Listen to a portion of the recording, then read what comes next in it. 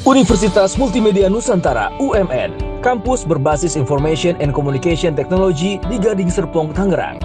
Dengan sarana lengkap dan modern, kampus UMN ramah lingkungan dan hemat energi, nyaman untuk belajar. Di UMN, every space is learning space. Mahasiswa dididik memiliki kompetensi tinggi, berjiwa wirausaha, berbudi pekerti luhur. Excellent career begins with excellent education. Sapa Indonesia Pagi kembali hadir untuk Anda Saudara. Peran AI dalam dunia pendidikan seakan menjadi dikotomi. Apakah dibutuhkan sebagai alat mempermudah atau justru dihindari sebagai tantangan agar peserta didik semakin kritis dalam mendalami pengetahuan tanpa adanya distraksi teknologi. Hal ini kemudian menjadi tantangan transformasi yang cukup penting untuk selalu dikaji secara pengetahuan.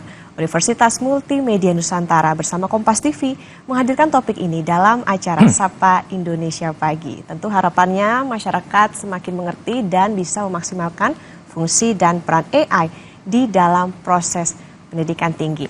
Saat ini sudah bersama kami Wakil Rektor Bidang Administrasi Umum dan Keuangan UMN, Bapak Andre Andoko, dan juga Wakil Rektor Bidang Akademik UMN, Ibu Friska Natalia. Selamat pagi Pak Andre dan juga Bu Friska. Selamat pagi. Saya ke Pak Andre dulu. Pak Andre, jadi apa sih sebetulnya tujuan UMN ini untuk menjadi world class university dari berbagai akreditasi tentunya? Oke, baik, setelah UMN mendapatkan akreditasi unggul di tingkat nasional, tentu juga menjadi visi UMN untuk membangun keunggulan di tingkat internasional. Nah, itu sudah kami wujudkan melalui akreditasi internasional dari berbagai program studi, dan yang terakhir yang sudah berhasil kami capai yaitu memperoleh 4 star, 4 bintang, itu very good dari QS Rating System. Dengan di dalamnya itu sudah mencapai 5 star atau excellent untuk bidang-bidang di teaching, employability, inclusiveness, dan juga online learning. Jadi ini menjadi visi dari UMN untuk menjadi universitas yang unggul pada tingkat internasional. Oke, menarik juga nih soal UMN hadir di Menara Kompas. Nah, pengembangan UMN dan juga MNP dengan hadir di Menara Kompas seperti apa, Pak Andre? Ya, tentu ada banyak sekali yang berminat kuliah di UMN, khususnya para profesional. Untuk itulah kami membuka kampus di Menara Kompas, ini untuk menjaring para profesional yang ingin melanjutkan studinya, ya, khususnya para profesional yang bekerja di daerah Jakarta untuk bisa menempuh program studi magister. Ada 2, ilmu komunikasi dan magister manajemen teknologi. Tadi juga sempat disinggung soal AI, Pak Andre dan juga Bu Friska. Saya ke Bu Friska deh, kurikulum UMN apa sih yang melibatkan AI begitu? Oke, pada saat ini memang di UMN kami untuk seluruh program studi ini sudah menggunakan AI tools di beberapa mata kuliah. Ini startnya memang dari tahun akademik 2023 yang tahun lalu. Dan di tahun mendatang kami juga sudah merencanakan untuk memperbanyak mata kuliah yang menggunakan AI tools. Sebenarnya karena pastinya kita tahu ya perkembangan AI saat ini dan ingin membentuk lulusan ini lebih kuat di AI skills-nya gitu. Oke, pemanfaatannya gimana Bu Friska itu? Pemanfaatannya misalkan sebagai contoh ada di mata kuliah gitu ya. Jadi dosen ini bukan hanya saja memperbolehkan mahasiswa menggunakan salah satu AI tools gitu ya, tetapi mengajarkan bagaimana misalkan sebagai contoh prompt atau menggunakan teks ketika bertanya kepada AI tools ini seperti apa, sehingga nanti hasilnya yang dikeluarkan juga lebih pas, lebih cocok dengan pertanyaannya. Dan selain itu juga ada hasil analisa. Pastikan AI tools mungkin memang mengeluarkan hasil, pastinya jawabannya kan bagus-bagus. Tapi kita juga perlu melihat, mengajarkan pada mahasiswa apakah akurat atau tidak gitu.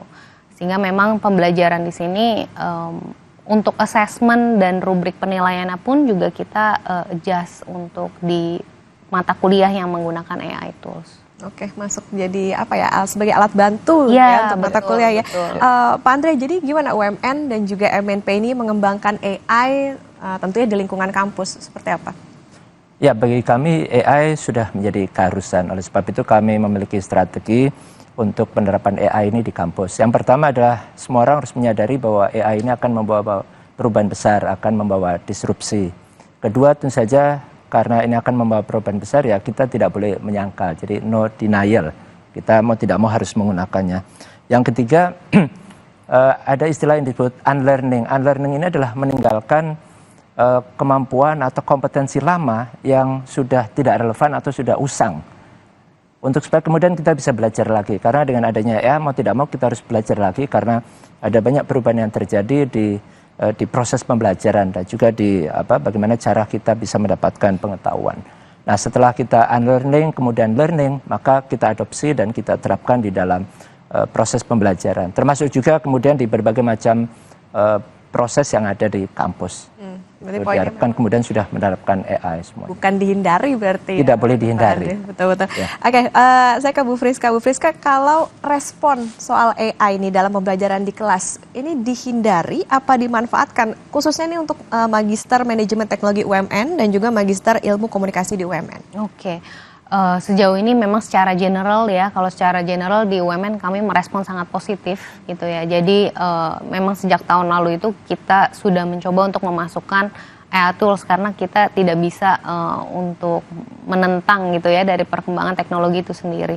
Dan kalau untuk khususnya di Magister Ilmu Komunikasi dan Magister Manajemen Teknologi, kami juga memasukkan case-case study gitu di pembelajarannya yang terkait dengan perkembangan teknologi AI saat ini dan juga memasukkan hasil penelitian dosen di dalamnya yang terkait dengan AI.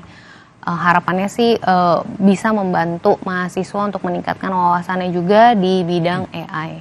Oke, itu tadi supaya nggak normatif lah ya kalau saya jawab pertanyaan pakai AI jawabannya berbunga-bunga bagus. Iya. Bu Friska. Oke, Pak Andre.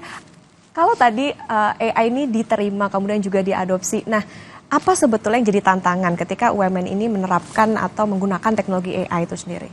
Ya, karena AI akan membawa perubahan besar, oleh sebab itu ya kita harus berubah dalam cara mengajar. Karena dengan adanya AI, walaupun sebenarnya sebelum ada AI, ketika era internet pun kan knowledge, pengetahuan itu bisa dengan gampang didapat dari internet. Apalagi dengan adanya AI, kita tinggal bertanya, semuanya kemudian sudah dijawab oleh AI. Jadi knowledge bisa kita dapatkan dengan mudah.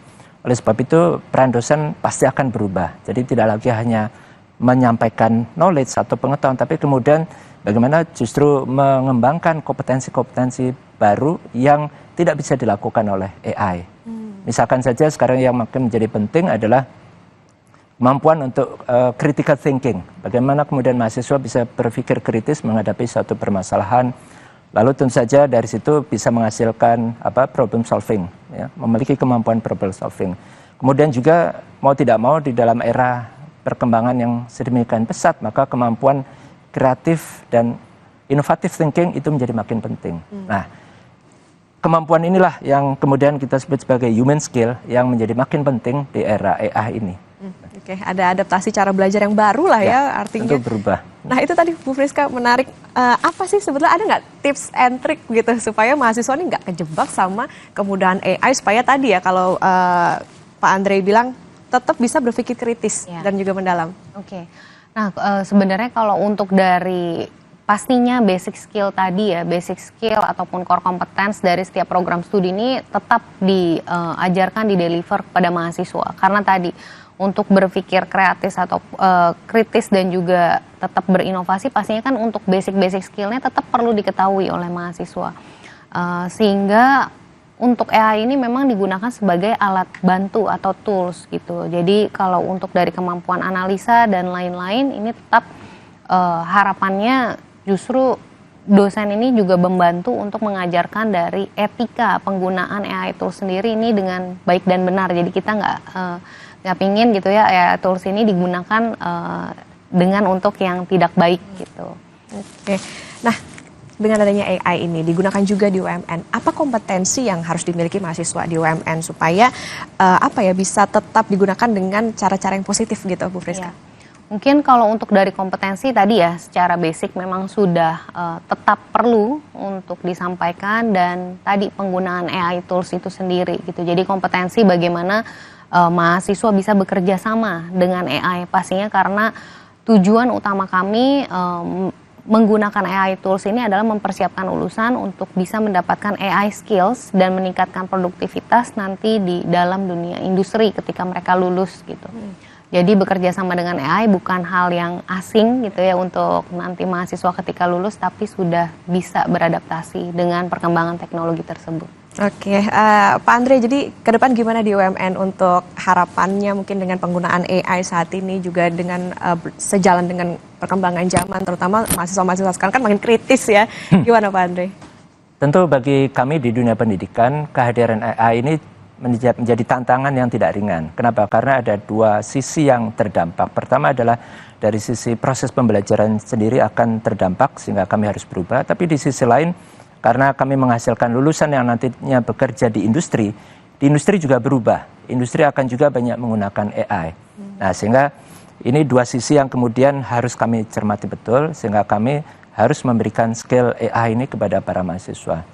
Nah, diyakini bahwa AI tidak akan menggantikan manusia dalam mengerjakan berbagai tugas, tetapi manusia dengan kemampuan AI itu akan berpotensi akan menggantikan manusia yang tidak menggunakan AI di dalam pekerjaannya.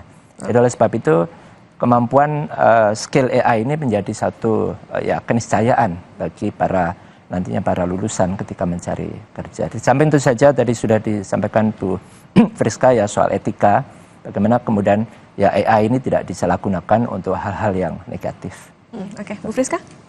Ya, kalau dari akademik pastinya tadi ya, jadi kompetensi mahasiswa ini pasti hard skill juga dibutuhkan, tapi soft skill juga tidak kalah penting gitu ya. Dan memang bagaimana mahasiswa ini beradaptasi bekerja dengan AI dan meningkatkan produktivitas ketika mereka nanti di dunia industri ini juga menjadi salah satu tujuan utama goal kami sekarang gitu. Dan harapannya memang ke depannya UMN semakin banyak lagi mata kuliah yang bisa mengadopsi AI tools dan mempersiapkan lulusan kami untuk bisa langsung diserap di dunia industri. Iya, sepakat, berarti artinya AI ini justru bukan dihindari tapi justru menambah metode pembelajaran yang baru, tentu jika dimanfaatkan dengan tadi ya pemanfaatannya bisa maksimal, tentu hasilnya juga maksimal bagi dunia pendidikan. Terima kasih Pak Dr. Andre Handoko. Andre Handoko, Wakil Rektor Bidang Administrasi Umum dan Keuangan UMN, kemudian juga Ibu Dr. Friska Natalia, Wakil Rektor Bidang Akademik UMN sudah bersama di Sapa Indonesia Pagi. Sehat selalu Bapak dan Ibu. Terima kasih Mbak Akta. Terima kasih. Ya saudara, warga menumpahkan sampah di halaman kantor Bupati dan DPRD Sintang, Provinsi Kalimantan Barat. Aksi ini sebagai bentuk protes masyarakat terhadap lambannya penanganan sampah oleh pemerintah daerah. Informasi selengkapnya saudara usai jeda.